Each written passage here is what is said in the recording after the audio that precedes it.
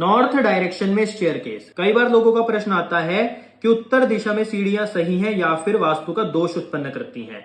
तो इसका सिंपल सा आंसर ये है, अगर आपकी उत्तर दिशा की सीढ़ी क्लॉकवाइज है तो ये वास्तु का दोष उत्पन्न करेगी, परंतु अगर आपकी सीढ़ी एंटी क्लॉकवाइज है तो ये आपके लिए अच्छे ही बेनिफिट लाएगी। अब आपको देखना कैसे है कि सीढ़ी क्लॉकवाइज है या फिर एंटी क्लॉकवाइज। जब आप अपने घर में सीढ़ी के ऊपर चढ़ेंगे और राइट साइड टर्न कर जाएंगे तो ये क्लॉकवाइज की श्रृंखला में आएगी, और अगर आप सीढ़ी के ऊपर चढ़कर लेफ्ट साइड टर्न करेंगे तो ये एंटी क्लॉकवाइज की श्रृंखला में आएगी। तो इसलिए क्लॉकवाइज सीढ़ी उत्तर दिशा में बिल्कुल भी सही नहीं होती और एंटी क्लॉकवाइज उत्तर दिशा में अच्छी होती हैं।